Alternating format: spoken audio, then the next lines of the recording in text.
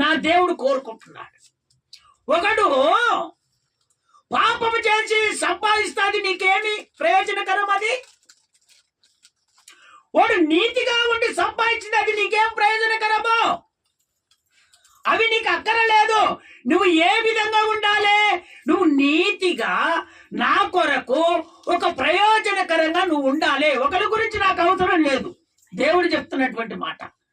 ఒకరితో నాకు అవసరం లేదు, వాళ్ళను పోల్చుకోవద్దు. నేను నీకు చెప్తున్నటువంటి మాట ఏంటంటే, నీవు మాత్రము ప్రయోజనకరముగా నీ కుటుంబములో నాటబడాలని దేవుడు కోరుకుంటున్నాడు. స్తోత్రం చెప్తారా ఒకసారి గట్టిగా? అప్పుడు నీ కుటుంబంలో ఏది తక్కువ కాకుండా నా దేవుడు సమృద్ధిగా నీకు కలగజేస్తాడు. అయ్యా మాకు మేలు కలుగుతలేదు, మేము ఆశీర్వదించబడతలేము, మేము ఎంత సంపాదించినా కూడా లాభం ఉండట్లేదు అంటే నీ బ్రతుకుల్లో తేడా ఉంది గనక నా దేవుడు ఈరోజు సూటిగా బహుతేటగా నీతో మాట్లాడుతున్నాడు. వాక్యం మీద కను దృష్టి పెట్టండి, జోళ్ళ మీద మీరు కను దృష్టి పెట్టకండి. నేను మళ్ళీ దేవుని మాటలు మీతో చెప్తున్నాను. ఒకవేళ వాక్యము నీలో నాటకపోతే నీవు అన్య జనులలో కలిసే రోజులు వస్తాయి. వాక్యము నీలో నాటుతే అన్య జనులకు వేరై నువ్వు జీవిస్తావు. వాక్యము నాటకపోతే నీ జీవితం అంతా అంతేగా. ఎవరు చెప్పింది అదే విని దాన్ని బట్టి నువ్వు ఫాలో అవుతావు. అప్పుడు నువ్వేం చేస్తావు అంటే దేవునికి దూరం అయిపోతావు. దేవునికి దూరం అయిపోయేది కాకు, దేవునికి ఏదో ఒక అపనిందన చేసి వెళ్ళిపోతావు.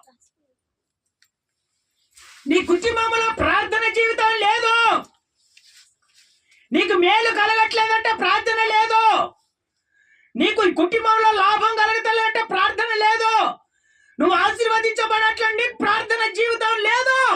అందుకనే నా ప్రభు చెప్తున్నాడు, నీవు నీ కుటుంబంలో ఒక ప్రయోజనకరముగా నువ్వు నిలబడాలని నేను కోరుకుంటున్నానని దేవుడు కోరుకుంటున్నాడు. ఒక ఏం చెప్తారా ఒకసారి గట్టిగా? ఇంకొకసారి గట్టిగా చెప్తారా? చదవండి. ఆ ప్రసంగి మాట్లాడుతున్నటువంటి మాట 5వ అధ్యాయము 11వ వచనములో చక్కగా మాట్లాడుతున్నాడు. ప్రసంగి 5వ అధ్యాయము 11వ వచనం.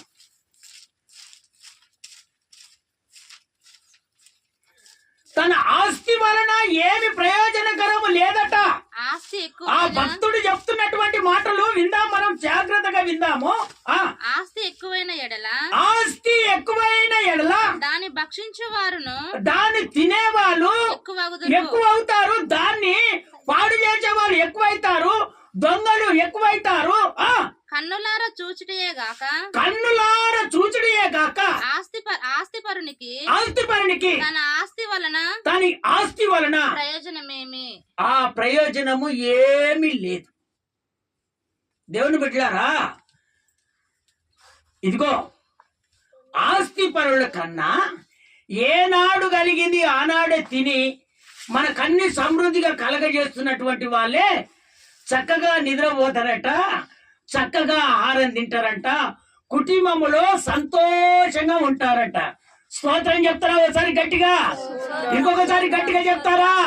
ఇదిగో ఆస్తి కలిగినటువంటి వారికంట భక్షించే వాళ్ళు ఎక్కువైపోతారట, తినేవారు ఎక్కువైపోతారట, దోచుకునే వాళ్ళు ఎక్కువైపోతారట.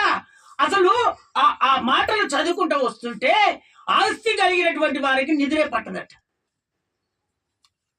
స్తోత్రం చెప్తారా ఒకసారి గట్టిగా? ఇంకొకసారి గట్టిగా చెప్తారా? అందుకనే ఆ భక్తుడు రాస్తున్నటువంటి మాటలు, ఆస్తి వలన ఏమి ప్రయోజనమో? నువ్వు ఆస్తి సంపాదించుకోవద్దు. ఆస్తి కలిగినటువంటి దేవుణ్ణి నువ్వు సంపాదించుకో, అది నీకు ప్రయోజనకరం అంటున్నాడు. స్తోత్రం చెప్తారా ఒకసారి గట్టిగా? ఇంకొకసారి గట్టిగా చెప్తారా? నీ ఆస్తి శరీర సంబంధం కలిగినటువంటి ఆస్తి అక్కడ లేదు, ఆత్మ సంబంధం కలిగినటువంటి ఆస్తిని నువ్వు సంపాదించుకో. అప్పుడు నువ్వు ఒక ప్రయోజనకరముగా నీ కుటుంబంలో నువ్వు నిలబడతావు. ఆస్తి ఉన్నప్పుడు నీకు నిద్ర పట్టదు. అంటే ఈయన ఎవరో తెలుసా? ఈ ప్రసంగి రాసింది ఒక రాజు, రాజ్యాన్ని ఏలినటువంటి రాజు. ఇదిగో పడిపోయిన తర్వాత ఆయన స్థితిగతులన్నీ అక్కడ రాచాడు. ఇదిగో ఈ ఆస్తులు మనకు అక్కరలేదు. ఇదిగో యేసయ్య మనకు ఆస్తిగా నిలబడితే మనమందరము సంతోషంగా ఉంటాము. అప్పుడు ప్రార్థన జీవితము మనకుంటది. మనకి ఏది కావాలన్నో దేవుడు అది మనకు సమకూరుస్తుందని చెప్తున్నటువంటి మాటలు. స్తోత్రం చెప్తారా ఒకసారి గట్టిగా? ఇంకొకసారి గట్టిగా చెప్తారా? అందుకనే నువ్వు శరీర సంబంధమైన ఆస్తిని సంపాదించుకోవద్దు. నా ప్రభువైన యేసయ్య ఆస్తిని సంపాదించుకో. మన ఆస్తి అంతా ఎక్కడా? పరలోక రాజ్యము. ఆ రాజ్యానికి నేను చేర్చబడాలని నువ్వు కోరుకోవాలి. స్తోత్రం చెప్తారా ఒకసారి గట్టిగా? దేవుని లేఖనము తెలియనటువంటి వాళ్ళు ఏం చేస్తారంటే ఆస్తి మీదనే ఆశపడతారు. దేవుని జ్ఞానము కలిగిన వారు దేవుని మీద ఆధారపడి బ్రతుకుతారు. అందుకని నా ప్రభు చెప్తున్నాడు, నువ్వు ప్రయోజనకరముగా నీ కుటుంబంలో ఒక ప్రార్థన పౌరుడిగా నువ్వు నిలబడాలని నా దేవుడు కోరుకుంటున్నాడు. స్తోత్రం చెప్తారా ఒకసారి గట్టిగా? ఇంకొకసారి గట్టిగా చెప్తామా? ఆ మూడవదిగా మాలాకి పుస్తకం 3వ అధ్యాయము 14వ వచనం. 3వ అధ్యాయం 14వ వచనం. దేవుని సేవ చేయుట నిష్ఫలమనియో ఆయన ఆజ్ఞలను గైకొని సైన్యములకు అధిపతియగు యెహోవా సన్నిధిని మనము దుఃఖక్రాంతులుగా తిరగబడుట వలన ప్రయోజనమేమి? అసలు మనకు ఆ ప్రయోజనం ఏంటిది? ఆజ్ఞలనుసారంగా నువ్వు నడుచుకుంటావు. ఆజ్ఞలనుసారంగా నువ్వు నడుచుకున్నప్పుడు, ఇప్పుడు నువ్వు సేవలో నిలబడినప్పుడు, సంఘములో నిలబడినప్పుడు, ఇదిగో నీకు నిష్ఫలయము ఏ విధంగా అవుతుంది?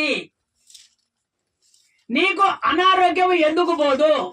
నువ్వెందుకు ఆశీర్వదించబడదు? నువ్వు ఆజ్ఞలను పాటించి ఆజ్ఞలనుసారంగా నువ్వు నడుచుకుంటే నువ్వెందుకు నిష్ఫలయం అవుతావు? నీ కుటుంబంలో ఎందుకు తక్కువైతుంది? నీ కుటుంబంలో ఎందుకు అభివృద్ధి పొందే కుటుంబము తక్కువైపోద్ది? నీ జ్వరం ఎందుకు విడుదల కాదు? నీ సమస్య ఎందుకు తీరదు? నువ్వు ఫలభరితముగా ఎందుకు మార్చబడవు?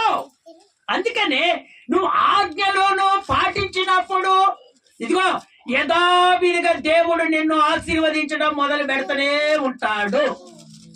స్తోత్రం చెప్తారా ఒకసారి గట్టిగా? కొంతమంది అంట నిష్ఫలయోగముగా ఆజ్ఞలను పాటించి ఇదిగో దుఃఖక్రాంతులై తిరుగుతా ఉంటారట. అందుకనే దేవుని బిడ్డలారా, దేవుడు ఎప్పుడైతే ఇదిగో మనం ఆజ్ఞల అనుసారంగా మనం నడుచుకుంటామో మనకు దుఃఖక్రాంతులుగా మనం తిరగని అవసరం లేదు. దేవుడే సమస్తము మనకు ఆయన సమకూరుస్తాడు. స్తోత్రం చెప్తారా ఒకసారి గట్టిగా? ఇంకొకసారి గట్టిగా చెప్తారా? ఈ కొంతమంది నిష్ఫలయోగం అవుతున్నారంటే కారణం ఏందో తెలుసా? ఎదుటి వాటి మాటలు విని దాన్ని పట్టుకొని నడుచుకుంటున్నారు కాబట్టి నీ కుటుంబంలో ఏది జరగకుండా నిష్ఫలయోగం అవుతుంది. నిష్ఫలయం అంటే ఏంటిదమ్మా?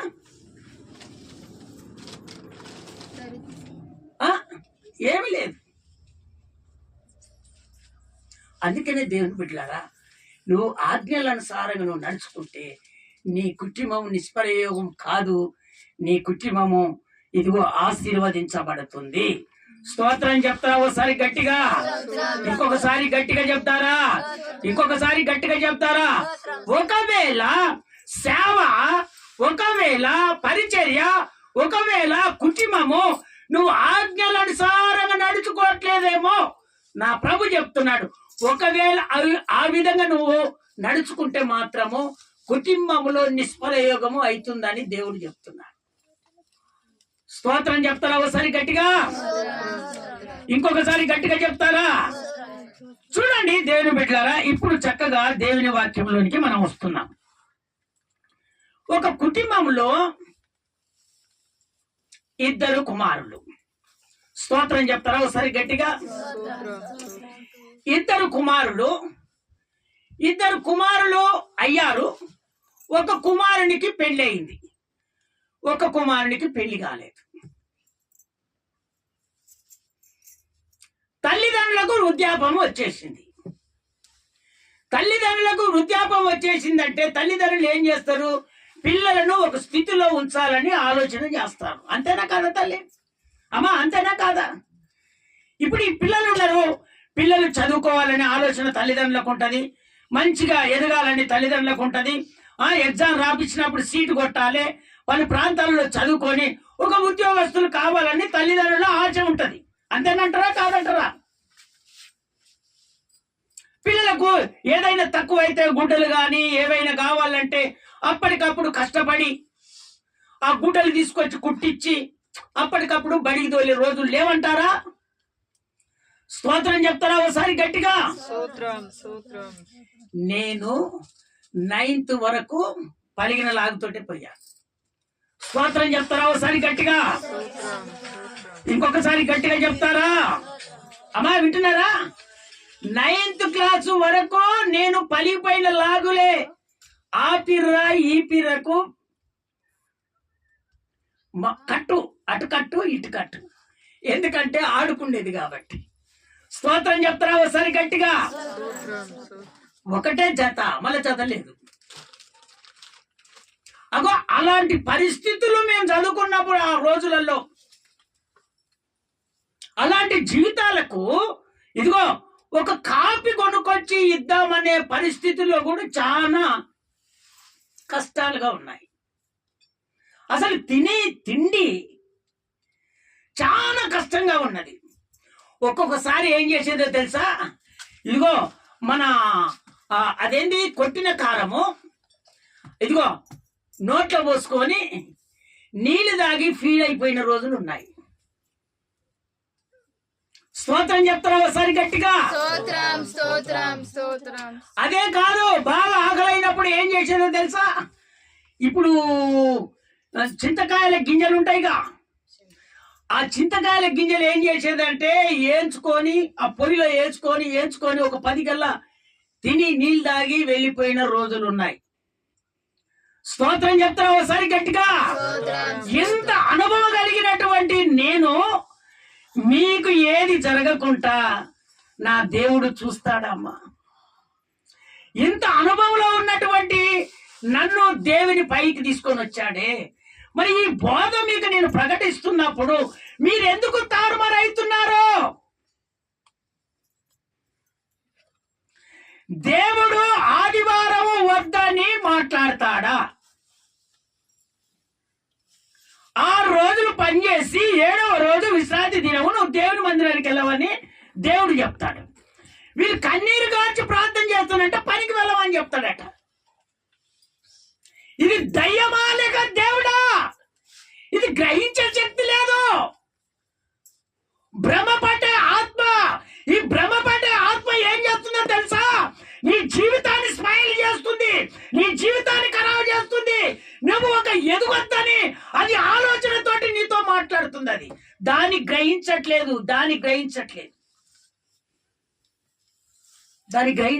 దాన్ని గ్రహించకపోవడం వల్లనే ఆ దరిద్రత ఆ కుటుంబంలో అట్టే విమ్మడిగా ఉన్నది. అందుకనే నా ప్రభు చెప్తున్నాడు, ప్రయోజనకరముగా నీ కుటుంబంలో నువ్వు నిలబడాలి. ఒక ప్రార్థన పౌరుడిగా నువ్వు నిలబడాలి.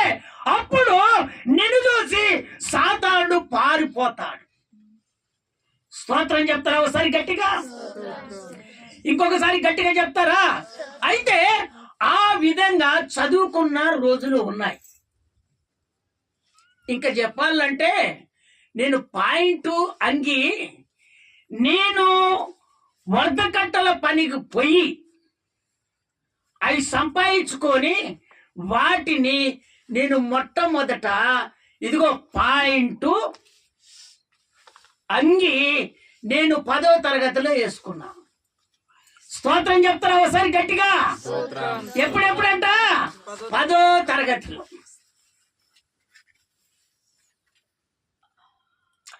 నాకు చదువుకుంటప్పుడు చెప్పులు కూడా లేవు. మా ఫ్రెండ్ ఉండే, పాపం చనిపోయాడు, జైకిషన్ అని. మా ఫ్రెండు జైకిషన్ అని చనిపోయాడు. మమ్మల్ని చూడలేక ఆ చెప్పులు పోతే ఆ చెప్పులు ఇప్పించేవాడు. అలాంటి స్నేహంలో మేము పెరిగాం. అందుకనే దేవుని బిడ్డలారా, దేవుని వాక్యము మీ వద్దకు వచ్చేటప్పుడు ఆ వాక్యాన్ని గ్రహించాలి, ఆ వాక్యాన్ని హృదయంలో పెట్టుకోవాలి. ఈ విధంగా తీర్చిదిద్ది పైకి లేపినటువంటి ఒక సేవకుడు దేవుని ఆత్మీయత కలిగి బోధిస్తున్నప్పుడు నీ పిల్లలను ఏ విధంగా ఈ జనరేషన్ లో పెంచుకోవాలనో ఆలోచన చేసుకో.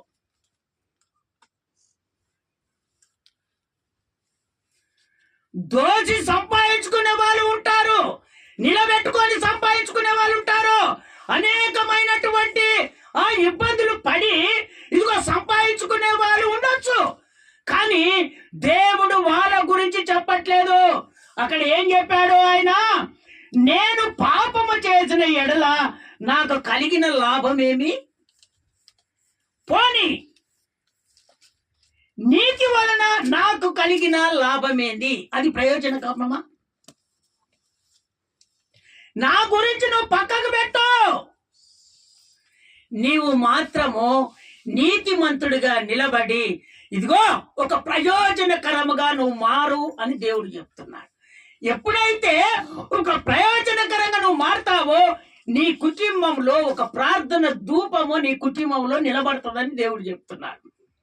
స్తోత్రం చెప్తారా ఒకసారి గట్టిగా? ఇంకొకసారి గట్టిగా చెప్తారా?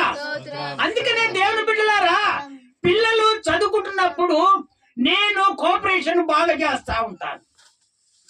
ఎందుకంటే ఈ చదువులు అప్పట్లో చదువుకున్నప్పుడు మా పరిస్థితులు ఈ విధంగా ఉన్నాయి. ఆశ కలిగి ఉన్నారు, చదివియాలి అనే ఆశ మాకు కలిగి ఉంటాయి. చెడగొట్టాలని ఎప్పుడు దేవుని మార్గంలో ఎప్పుడు ఉండదు. ఒక కుమారుని చెడిపోవాలి, ఒక కుమార్తె చెడిపోవాలి, ఒక కుటుంబం చెడిపోవాలని ఎప్పటికీ దైవ జనులు ప్రతిష్ట కలిగినటువంటి దైవ జనుల దగ్గర ఎప్పుడు ఉండదు. ఆ కుటుంబాన్ని ఆశీర్వదించు ప్రభు అని ప్రార్థన చేసేవాళ్ళు దైవజనులు, ప్రతిష్ట కలిగినటువంటి దైవజనులు. లోకములో ఉన్నటువంటి వారి మాటలు మీరు నమ్మి లోకములో ఉన్నటువంటి జ్ఞానాన్ని మీరు పొందుకొని ఆ ప్రకారంగా మీరు నడుచుకుంటావంటే అందుకనే నీ కుటుంబములో ఒక ప్రయోజనకరముగా నువ్వు నిలబడట్లేదు. అందుకనే నా ప్రభు చెప్తున్నాడు, మీరు ఒక ప్రయోజనకరముగా మీ కుటుంబంలో నిలబడితే దేవుడు సమస్తము అనుకూలపరుస్తాడు. స్తోత్రం చెప్తారా ఒకసారి గట్టిగా? ఆ ఇద్దరు కుమారులలో ఒకరు ఏం చేశారంటే ఇదే దేవుని మార్గంలో ఉన్న వాళ్ళు ఏముండాలి? దేవుని మార్గంలో ఉన్నటువంటి పిల్లలతోటి స్నేహం చేయాలి. స్తోత్రం చెప్తారా ఒకసారి గట్టిగా? ఈ పెద్ద కుమారుడు ఏం చేశాడో తెలుసా? ఆయన పడనటువంటి వాళ్ళతోటి స్నేహం చేసి ప్రేమించి పెళ్లి చేసుకున్నాడు.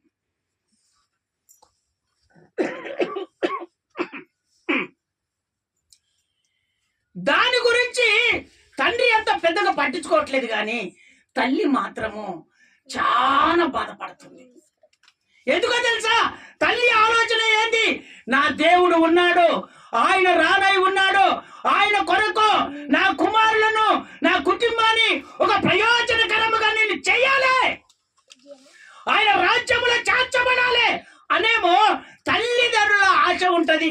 ఇంకా ఎక్కువ చెప్పాలంటే తల్లి ఆశ ఇంకా బాగా ప్రార్థన జీవితంలో ఉండాలని తల్లి కోరుకుంటారు. స్తోత్రం చెప్తారా ఒకసారి గట్టిగా?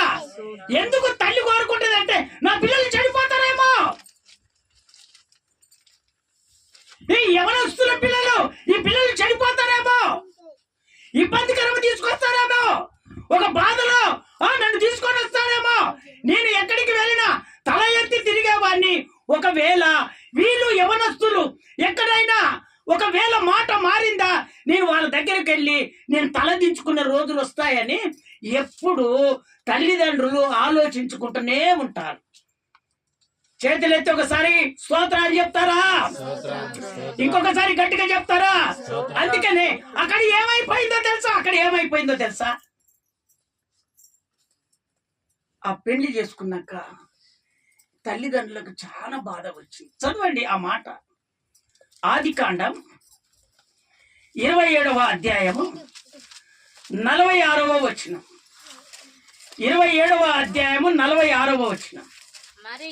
మరియు రిబ్కా ఇస్సాకుతో హేతు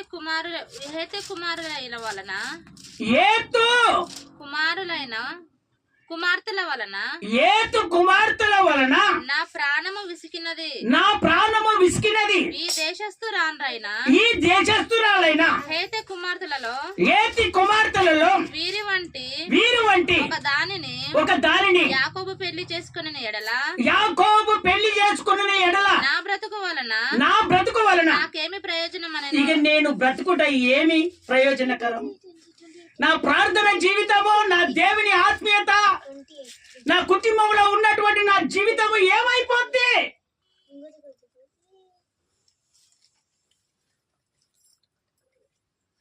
దేవుని బిడ్డలారా, దేవుని సంబంధముగా నువ్వు తిరుగుతున్నటువంటి నీవు, దేవునిలో ఎదుగుతున్నటువంటి నీవు, ఇదిగో నీ పిల్లలను జాగ్రత్తగా నువ్వు చూసుకోవని నా దేవుడు ఈ రోజు నేను కోరుకుంటున్నాడు.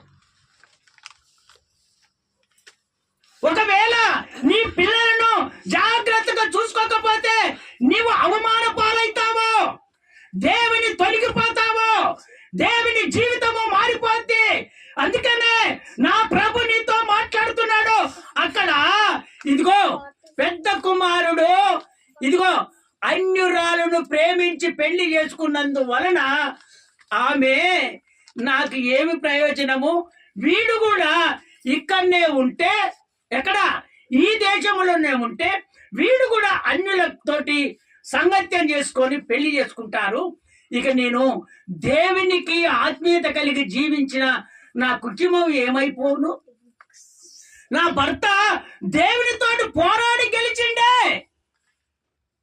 నా భర్త ఎప్పుడు ధూపం వేస్తున్నాడే, నేను ఎప్పుడు కుటుంబంలో ధూపం వేస్తున్నామే. మా ఆశ ఏంటంటే దేవుని రాజ్యంలో చేర్చబడాలనేమో మా ఆశ. ఈ పిల్లలు మంచి యవనస్తులలో ఉన్నటువంటి పిల్లలు చెడిపోతున్నారు. అందుకనే ఒక కుమారుడు చెడిపోయాడు, రెండవ కుమారుడు కూడా చెడిపోకూడదని తల్లి ఆశ. చూడు, నేను ఇంత బ్రతికినది, ఇంత ప్రార్థన జీవితంలో ఉన్నటువంటిది, ఇంత ఆస్తి మాకు కలిగినటువంటిది, ఇదంతా వృధా అయిపోద్ది అని చెప్పి రెండవ కుమారుని ఎక్కడికి పంపించిందంటే తన సహోదరుని ఇంటికి పంపించింది. స్తోత్రం చెప్తారా ఒకసారి గట్టిగా? ఇంకొకసారి గట్టిగా చెప్తారా? ఇంకొకసారి గట్టిగా చెప్తారా? కుటుంబములో ప్రయోజనకరముగా వాళ్ళు నిలబడినందుకే ఒక కుమారుని వాళ్ళు తప్పించి దేవుని మార్గములో వాళ్ళు పెంచారు. స్తోత్రం చెప్తారా ఒకసారి గట్టిగా? ఇంకొకసారి గట్టిగా చెప్తారా? అందుకనే దేవుని బిడ్డలారా, ఇప్పుడు దేవుడు నీతో మాట్లాడుతున్నటువంటి మాటలు ఇదివరకైతే నువ్వు వినలేదేమో, ఇప్పుడు దేవుడు నీతో మాట్లాడు. నీ పిల్లలను ఇప్పుడు దేవుని మందిరంలోనే నువ్వు పెంచాలి. స్తోత్రం చెప్తారా ఒకసారి గట్టిగా?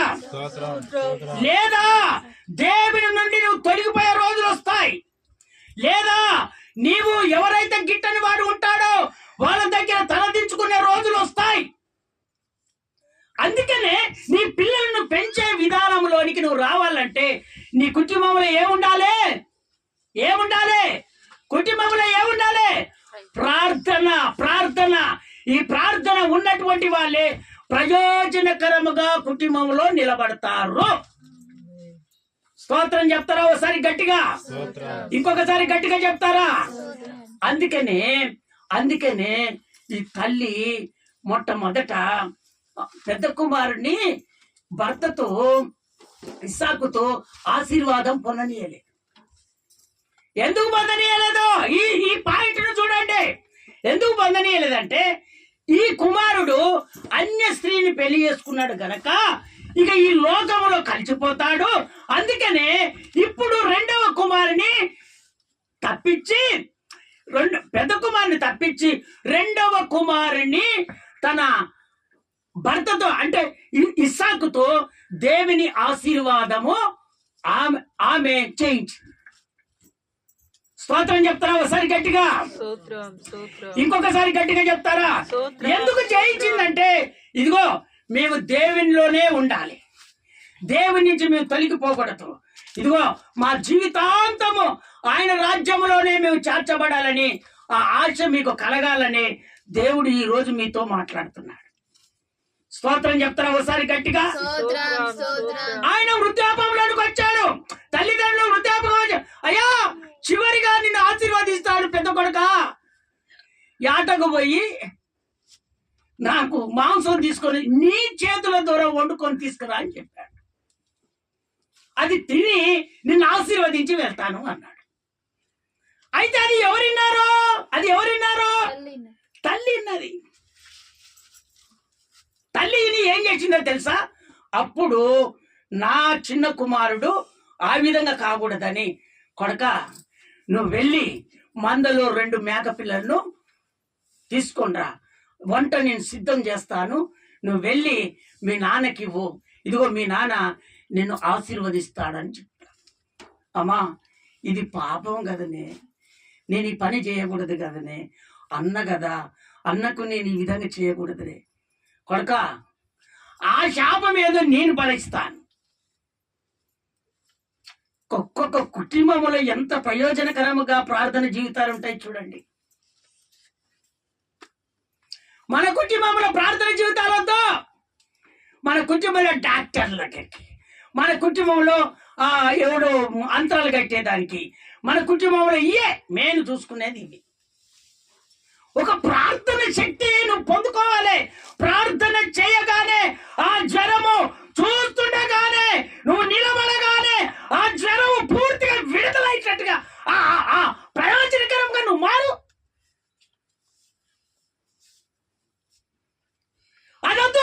అదొద్దు. డబ్బులు సంపాదించాలి, తీసుకుపోయి పెట్టాలి.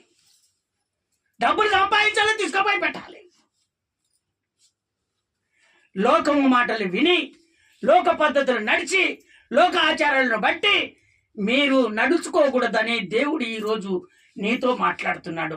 ఒక ప్రయోజనకరముగా నువ్వు కుటుంబంలో నిలబడాలని నా దేవుడు ఈరోజు కోరుకుంటున్నాడు. స్తోత్రం చెప్తారా ఒకసారి గట్టిగా? ఇంకొకసారి గట్టిగా చెప్తారా? అందుకనే దేవుడు బిడ్డలారా, ఒకవేళ ప్రార్థన జీవితం పోయిందేమో నీ కుటుంబంలో, నీవు ప్రయోజనకరంగా నువ్వు నిలబడితే నిన్ను బట్టి ఆ కుటుంబానంతా దేవుడు ఆశీర్వదించడం మొదలు పెడతాడు. స్తోత్రం చెప్తారా ఒకసారి గట్టిగా? ఇదిగో ఆ తల్లి ఏ విధంగా చెప్పిందో కుమారుడు ఆ విధంగా చేశాడు. తండ్రి ఇదిగో ఆశీర్వదించాడు. తర్వాత అన్న వచ్చాడు, ఆశీర్వాదం పోయింది. ఇదిగో ఇప్పుడు ఈ యాకోబు నుంచే ఈ జనాగమంతా విస్తరించబడింది. స్తోత్రం చెప్తారా ఒకసారి గట్టిగా? ఇంకొకసారి గట్టిగా చెప్తారా? అందుకనే కుటుంబాన్ని ఒక పద్ధతిలో నిలబెట్టుకోవటానికి తల్లిదండ్రుల ఆశ ఉంటది. ఆ ఆశను బట్టి పిల్లలు కూడా నడుచుకోవాలి. ఇప్పుడు చూడు, యాకోబు నడుచుకున్నాడు కాబట్టిగా ఆయన ద్వారానే ఈ ప్రపంచాలంతా నిండిపోయాయి. స్తోత్రం చెప్తారా ఒకసారి గట్టిగా? ఆ యాకోబు నుంచే ఒక్కొక్క ఆ జనం అంతా విస్తరించబడింది. ఆయనకి ఎంతమంది కుమారులు? యాకోబుకి ఎంతమంది కుమారులు? నేను ఎన్నోసార్లు అడిగాను, యాకోబుకి ఎంతమంది కుమారులు? 8 దావీదుకు అది మన యెషయికి 8 మంది. యాకోబుకి ఎంతమంది? నేను ఇప్పుడు చెప్తున్నాను, యాకోబుకు 12 మంది. ఎంతమంది కుమారులు? 12 మందిని ఇచ్చాడు దేవుడు. మొట్టమొదట 12 మంది నుంచే ఆ దేశంలో ఉన్నటువంటి అందరికి తన స్వాస్థాలు ఇచ్చాడు దేవుడు. స్తోత్రం చెప్తారా ఒకసారి గట్టిగా? అక్కడి నుంచే పంచిచ్చాడు అన్ని. ఆ 12 మంది నుంచి ఈరోజు ఆ తల్లి కాపాడబడకపోతే, ప్రార్థనలో ఎదిగించకపోతే ఆ కుమారుడు ఏమైపోయేవాడు? అమ్మా ఏమైపోయాడు? కుమారుడు ఏమైపోయాడు? చెడిపోయేవాడు, అన్యులలో కలిసేవాడు. అందుకనే నీ కుటుంబములో నీవు ఒక ప్రయోజనకరముగా నువ్వు నిలబడాలని నా దేవుడు కోరుకుంటున్నాడు. ఒక్కసారి స్తోత్రాలు చెప్తారా? ఇంకొకసారి గట్టిగా స్తోత్రాలు చెప్తారా? చదవండి దేవుని వాక్యం. మత్తాయి సువార్త, మత్తాయి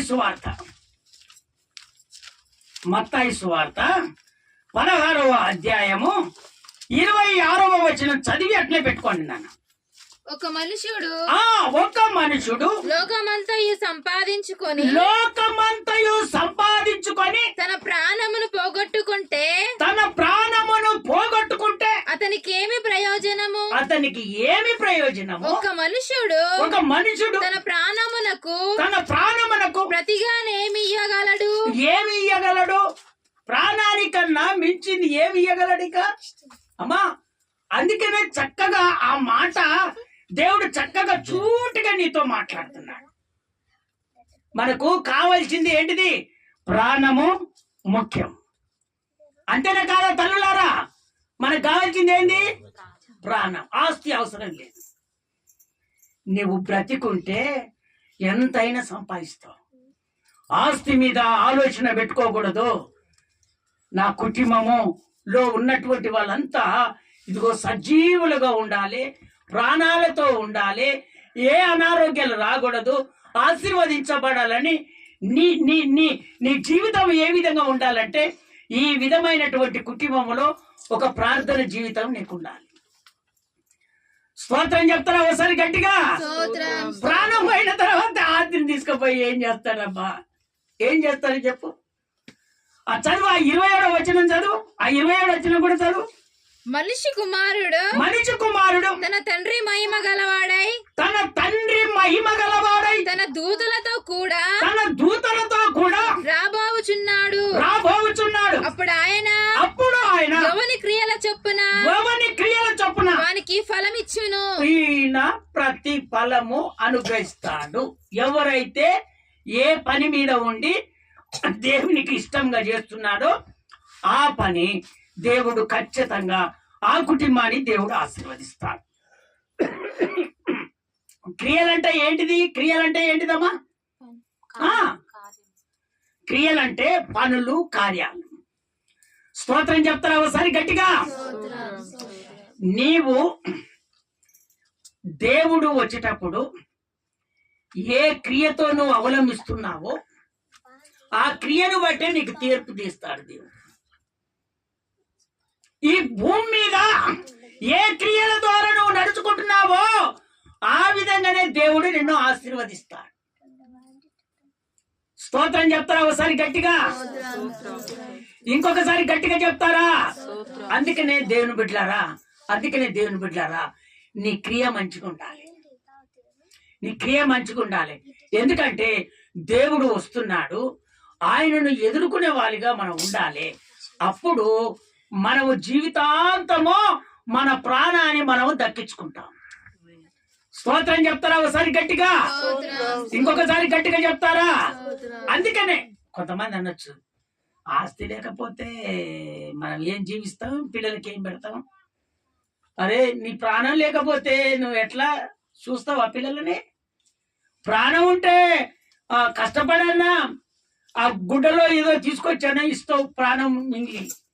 మరి నువ్వు పోతే ఎవరు తీసుకొచ్చి పెట్టాలని పిల్లలకి? అమ్మా ఎవరి గురించి వద్దు, నేనే ఉన్నా. ఇప్పుడు నేను పోయాననుకో, నా పిల్లల పరిస్థితి ఏంది ఆలోచన చేయండి. ఒక్కసారి ఆలోచన చేయండి. నేను దేవుళ్ళో ఉన్నాను కాబట్టి ఇప్పుడు చనిపోతే ఎప్పుడు బ్రతికే ఉంటాను అనుకో, నిద్రిస్తే. అదే దేవుని ఎరగకుండా నేను చనిపోయాను అనుకో, పిల్లల పరిస్థితి ఏంది ఒక్కసారి ఆలోచన చేయండి. ఇప్పుడు ఈ పిల్లలు ఎంతెంత చదువుతున్నారు. ఆమె LLB చేస్తుంది, ఇంకొక ఆమె ఏం చేస్తుంది, ఏందమ్మది బి ఫార్మసీ చేస్తుంది. నీకు ఆస్తి ముఖ్యం కాదు, నీకేం ముఖ్యమో ప్రాణము ముఖ్యము. ఆ ప్రాణము ముఖ్యం కావాలంటే నువ్వు ఏ విధంగా ఉండాలి, ఒక ప్రయోజనకరముగా నువ్వు నిలబడాలి నీ కుటుంబంలో. ఆ విధంగా నిలబడితేనే నీ పిల్లలు ఉద్యోగాలు చేస్తారో, మంచి చదువులు చదువుతారో, నువ్వు ఆశీర్వదించబడతావు. అంచెలంచెలుగా నిన్ను దేవుడు ఎదిగిస్తాడు. ఆ ప్రకారంగా నువ్వు నిలబడాలని నా దేవుడు కోరుకుంటున్నాడు. చూడు, ఆ కుమారుడు తప్పిపోయినందుకు ఇదిగో చిన్న కుమారుని దేవుడిలో ఎదిగించింది. ఇదిగో అతని ద్వారా ఇదిగో ఆశీర్వాదము దేవుడు అంచెలంచెలుగా ఎదిగించుకుంది. ఇక మేము పోయినా పర్వాలేదు, నా కుమారుడు ఆయన రాజ్యంలో చేర్చబడతాడు. మేము ఆయన రాజ్యానికి వెళ్తున్నాము, మాతో పాటు ఆయన కూడా మా రాజ్యానికి వస్తాడని ఆశ కలిగి జీవించాలి. స్తోత్రం చెప్తారా ఒకసారి గట్టిగా? ఇంకొక